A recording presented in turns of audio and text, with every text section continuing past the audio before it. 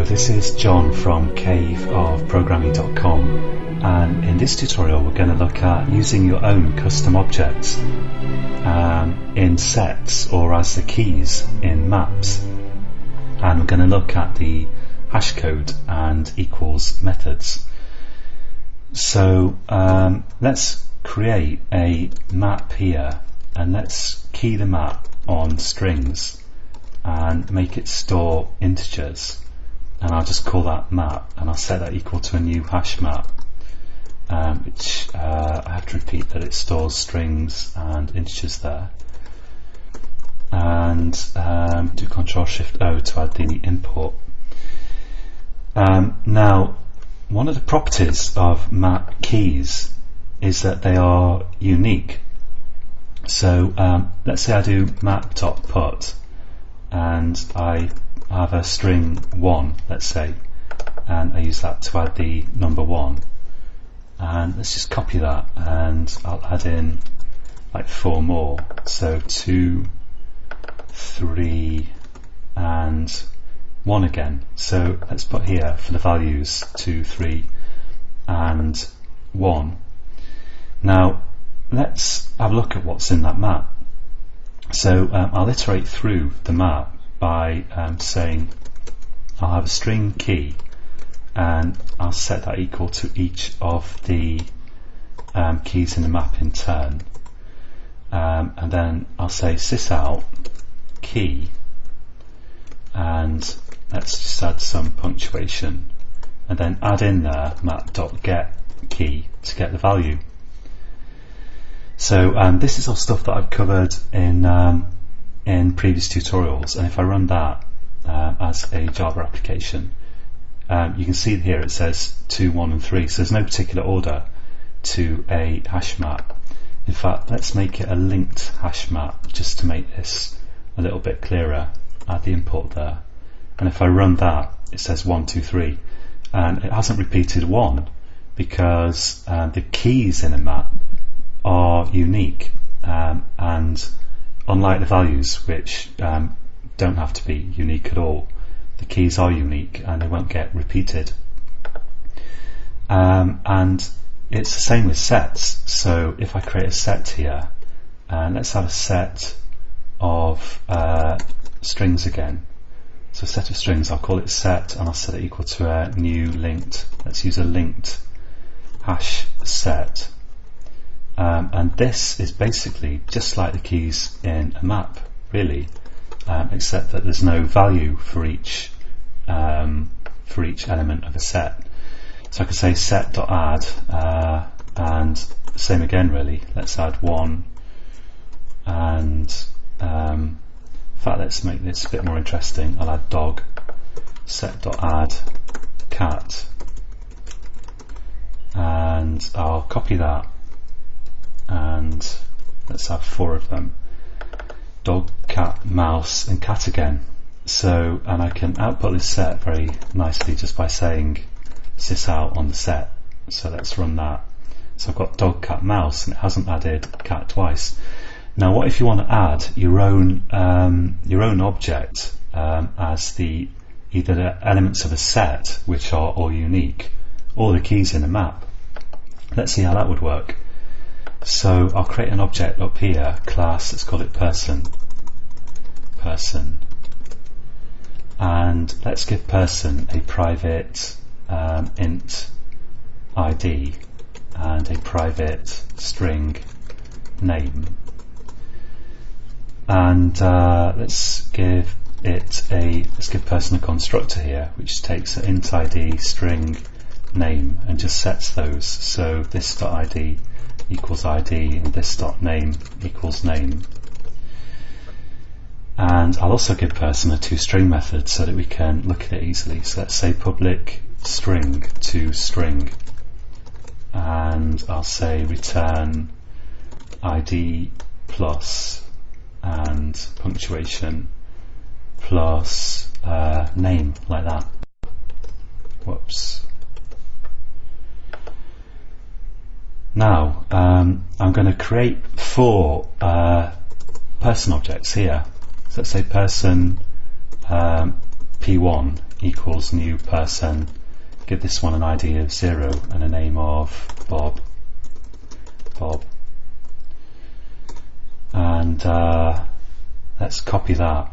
So 1, 2, 3, 4, and I'll make this 2, 3, and 4, and let's have Bob, Sue, Mike, and Sue again.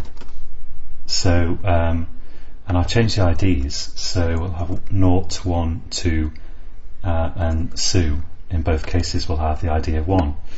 So now the point is here that person 4 is really the same as person 2, but supposing I change my map here to take a person like this, and let's change the set here to take a person instead of strings. And now instead of doing this I can say P1, and we can put P2, P3 and P4, and in the set in the same way I'll say P1, P2, P3, P4, and I need to change this as well to person, and that looks good. So let's run this, and you can see it doesn't work. Basically it doesn't work as you'd expect, because the map has got 2 Sues in it. Actually, let's make the toString thing on the person a little bit clearer by saying ID is plus and name is. So if I run that, it's still not very clear, is it? Let's just add some maybe brackets around each person, so that you can hopefully see where the toString methods finish. So let's take a look at that. Okay, that's a bit better. So the map has got in it 4 people, but 2 of them are Sue, even though Sue has the same name and the same ID in both cases, and the set also has 2 Sues in it, and this is not the expected or proper or desired behavior from a set or a map. And if you wanted to have distinct values in there, you wouldn't use a map or a set. You'd be using a list of some kind. So now to make it work is pretty simple. The thing is that the sets and the maps can't tell that these 2 Sues are the same, because if you think about it, how would it know? Okay, they have the same ID and the same name, but your sets and your maps are not going to go into your object and examine the contents of it. And to make them work as they should, what we have to do is we have to give them equals methods and hashcode methods, and the simplest way to do that is to go to your class, and in Eclipse you right click, go to source and go to generate hashcode and equals, and there are pretty similar facilities in other advanced IDEs as well. And then tick the fields, the instance variables in here that you think are important when deciding how to compare 2 objects. So if I think that 2 objects that have the same ID are equal regardless of the name, I'll just tick ID. If I think that 2 objects are only equal if they have the same ID and the same name, then I'd want to tick both of them. So let's have both there and click OK. And now, so I'm not going to go through this well, I'm not going to go through it basically, but this is basically producing an ID that is different for 2 different objects and the same for the same objects, and this you may be familiar with already. It's just returning true if 2 compared objects are equal, and false if they're not. But basically, if I run that now, you can see it looks much healthier, and I've only got 1 Sue as the key in my map. and I've only got one Sue in my set. So that's the take-home message for this tutorial.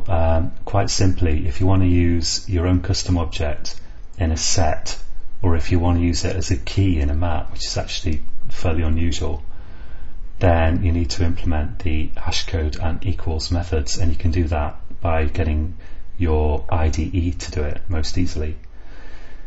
So that's it for this time, and next time we're going to look at the concept of natural ordering, and we're going to look at sorting arrays and sorting in general in the collections framework. So join me again then, and until next time, happy coding.